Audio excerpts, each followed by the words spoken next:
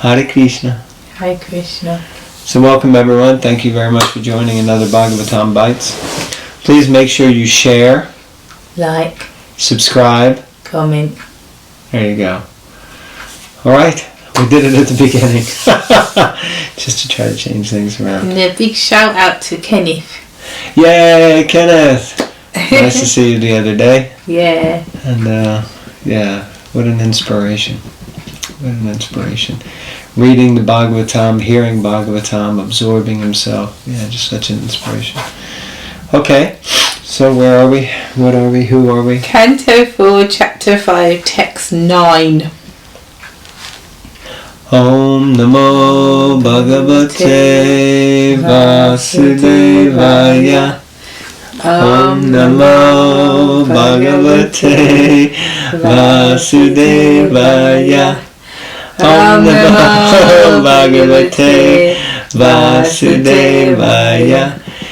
So that little awkwardness that you might have sensed there, and maybe it even on his part, was because the low battery sign just came. Yeah, but it's 20%, and as long as we keep succinct and to the point, it's all good. Okay. Verse 9. Hare Krishna. Prasuti, the wife of Daksha, along with the other women assembled, became very anxious and said, "This danger has been created by Daksha because of the death of Sati, who, even though completely innocent, quit her body as her sisters looked on." Purport. Prasuti, being a soft-hearted woman, could immediately understand that the imminent danger approaching was due to the impious activity of hard-hearted Prajapati Daksha.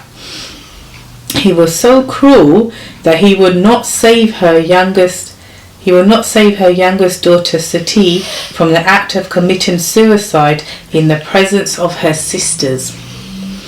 Sati's mother could understand how much Sati had been pained by the insult of her father. Sati had been present along with the other daughters, and Daksha had purposely received all of them but her, because she happened to be the wife of Lord Shiva.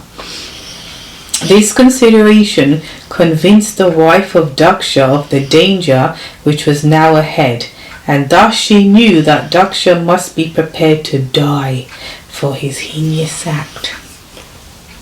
Gosh, this family's full of drama, isn't it? Well, it sounds like the mom is... dramatic. No, it sounds like the mom is quite clued up. She's aware of what's going on.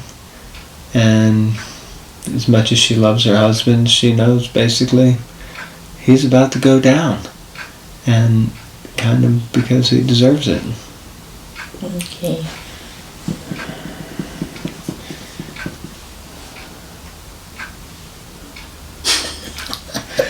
Text 10. At the time of dissolution, Lord Shiva's hair is scattered, and he pierces the rulers of the different directions with his trident. He laughs and dances proudly, scattering their hands like flags as thunder scatters the clouds all over the world. Purport. Prasuti, who appreciated the power and strength of her son-in-law, Lord Shiva, is describing what he does at the time of dissolution. This description indicates that the strength of Lord Shiva is so great that Daksha's power could not be set in comparison to it. At the time of dissolution, Lord Shiva, with his trident in hand, dances over the rulers of the different planets, and his hair is scattered, just as the clouds are scattered over all directions in order to plunge the different planets into incessant torrents of rain. In the last phase of dissolution, all the planets become inundated with water, and that inundation is caused by the dancing of Lord Shiva. This dance is called the Pralaya dance, or dance of dissolution. Prasuti could understand that the dangers ahead resulted not only from Daksha's having neglected her daughter, but also because of his neglecting the prestige and honor of Lord Shiva. Yeah, so this is all about the pralaya, the dance of destruction or dissolution by Lord Shiva. Yeah, I mean, Lord Brahma's in charge of creation, Lord Vishnu's in charge of maintenance, and Lord Shiva is in charge of the dissolution or the destruction. So when he turns it on, it's not going to end until it's over, kind of thing. Text 11. The gigantic black man bared his fearful teeth. By the movements of his brows he scattered the luminaries all over the sky, and he covered them with his strong piercing effulgence. Because of the misbehaviour of Daksha, even Lord Brahma, Daksha's father, could not have been saved from the great exhibition of anger. Text 12. While all the people talked amongst themselves, Daksha saw dangerous omens from all sides, from the earth and from the sky. Yikes. Purport. In this verse, Daksha has been described as Mahatma. The word Mahatma has been commented upon by different commentators in various manners. Veera Raghavacharya has indicated that this word Mahatma means steady in heart. That is to say that Daksha was so strong-hearted that even when his beloved daughter was prepared to lay down her life, he was steady and unshaken. But in spite of his being so strong-hearted, he was perturbed when he saw the various disturbances created by the gigantic black demon. Vishwanath Chakravarti Thakur remarks in this connection that even if one is called Mahatma, a great soul, unless he exhibits the symptoms of a Mahatma, he should be considered a Duratma, or a degraded soul. In Bhagavad Gita, chapter 9, verse 13, the word Mahatma describes the pure devotee of the Lord. Mahatma nastu mam partha daivim prakritim asrita. A Mahatma is always under the guidance of the internal energy of the Supreme Personality of Godhead, and thus how could such a misbehaved person as Daksha be a Mahatma? A Mahatma is supposed to have all the good qualities of the demigods, and thus Daksha, lacking those qualities, could not be called a Mahatma. He should instead be called a Duratma, a degraded soul. The word Mahatma to describe the qualification of Daksha is used sarcastically. Seems Prabhupada's not in agreement with him being called Mahatma. Well, Prabhupada's quoting what the other acharyas are saying. Although also, because my understanding Mahatma means Mahatma, great soul. But then there's another meaning here, which is that Mahatma means steady in heart. So then it also, Prabhupada explains, and that Daksha was, because he was resolute in his point of view, as it were. Shiva's no good, no one can tell me otherwise. My daughter's seen on the floor, she is just spontaneously combusted, but Shiva is no good, and no one can tell me otherwise. So in that sense, he lives up to the term of steady in heart Mahatma. Yes, it's almost like Mahatma means bullheaded, stubborn. Stubborn. In that particular interpretation. Yeah. But also you could say all the Mahatmas that are described in terms of the previous acharyas and sages, saints, are also that steady in heart, but they're steady in heart for Krishna Prem, so they also have the same, you can't say Prabhupada is diverted from something, even though he crossed the ocean and came here. He himself is always fixed on Krishna, and his goal was to deliver everyone else to Krishna, So you're saying the great souls are also stubborn, but they're stubborn for Krishna. No, this term, steady in heart. Yeah, but we said steady in heart. Yeah, stubborn. So they're determined. Yeah. They'll go through, they'll persevere through opposition. Yeah, You because know, the goal fixed. remains the goal. And Prabhupada was criticised, was he not, for the fact he even left India to come here. Then what did he do? Initiate women, and then he gave them Brahmin, and then as a perform marriage ceremony. Yeah, perform marriages and whatnot, and was in the land of the Malechas and Yavanas, you know, and the Americans. What can you do? But his goal was, he didn't come to sightsee because he wanted a green card, but he came because his mood was, Krishna is my Lord Master, I'm focused on him and I'm going to take as many people back as I can. That's a Mahatma right here.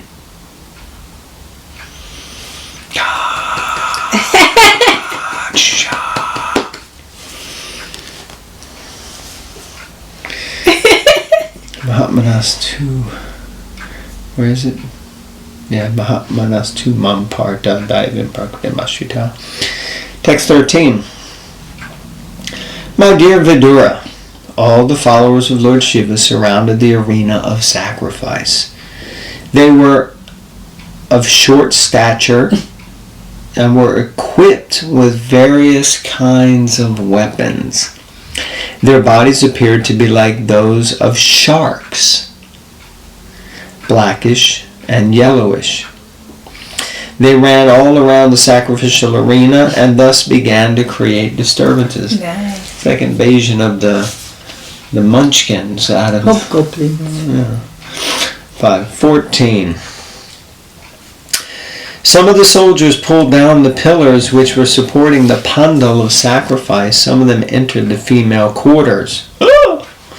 Some began destroying the sacrificial arena, and some entered the kitchen and the residential quarters. 15.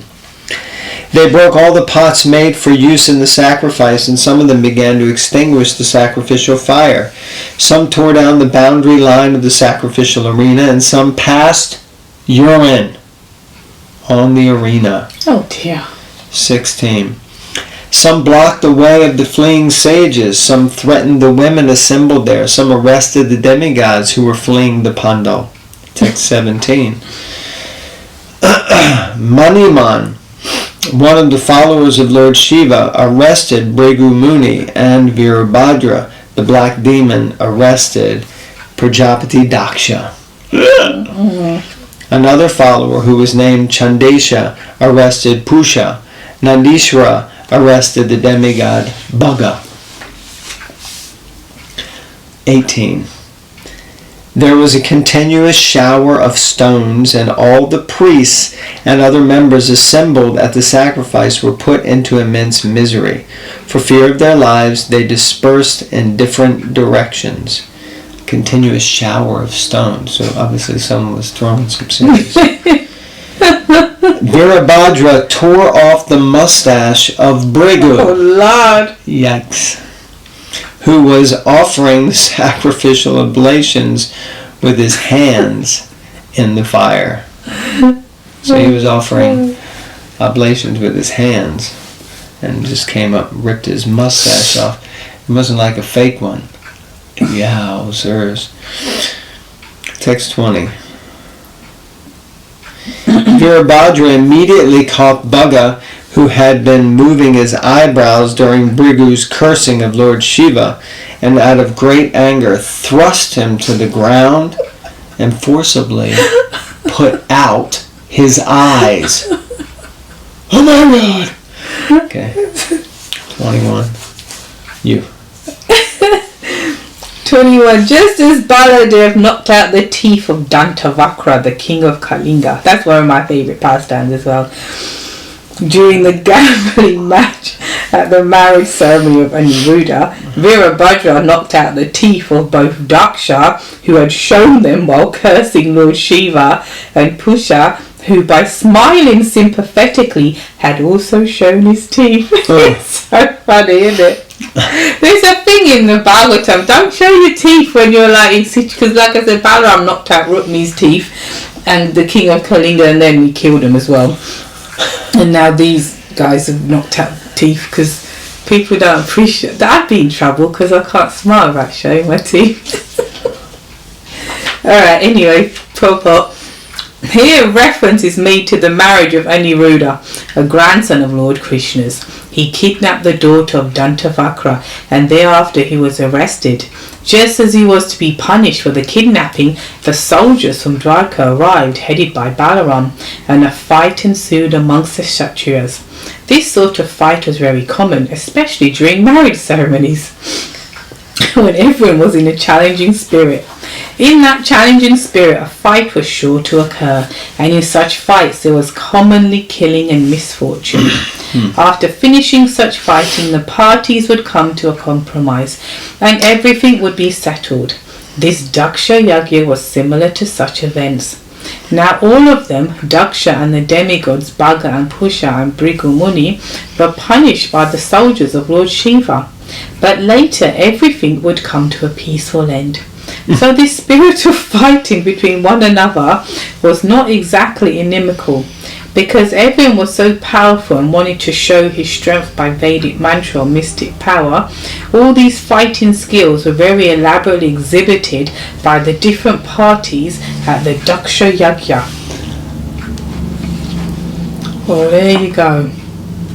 Gorging out eyes, ripping off moustaches, knocking out teeth. It's all going down now. This is what they say, you know, when people are calm and then you keep testing them and pushing them and pushing them and pushing them, which is what happened to Shiva really. And now he's just turning around and give him a slap, Shiva style, you know. Shiva slap.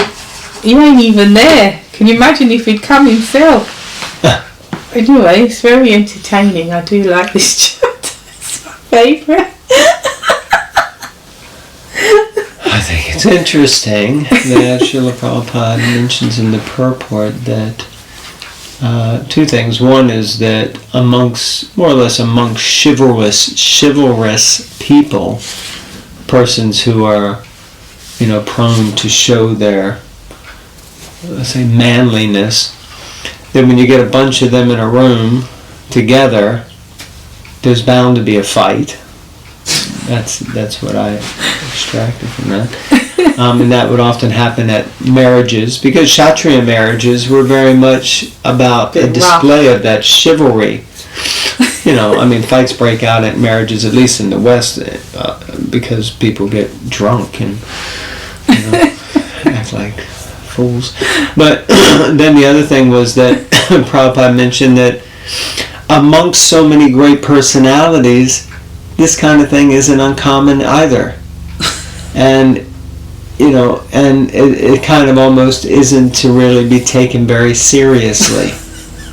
I'm sure the people who got their eyes gorged now take it seriously. But, yeah, I mean, because they're trying to show, you know, their display of, well, for them, no, but this is the thing. This is an interesting point. Yeah, you just made a good point. If you ever meet someone who's like, you know, into fighting, like properly into fighting, no, I'm into fighting, mate. See that scar? So stabbed me in the arm right there, and see that eye ain't got an eye because someone poked me eye out. You know, it's like people are into fighting. They like brag about the fact their eye got poked out, their arm got chopped off. It's just the way it is. You know, I mean, warriors show their scars and look how, you know, the bullet I got shot here, and you know, so amongst these kind of people, I guess. But you know, there were sages there. The sages are certain demigod wives and stuff. I mean, they're not certainly into it. So it's interesting. I love the Bhagavatam. It's just, you know, perpetual, you know, intrigue and, you know, thoughtful knowledge. And so to some extent, you know, of course, if you're not a fighting type of person, best to avoid these kind of situations. Okay, so we're going to finish there. Thank you all very much for tuning in again. Please, you know, tell others about Bhagavatam Bites, and keep watching and read the Bhagavatam. All glories to Srila Prabhupada. Hare Krishna. Hare Krishna.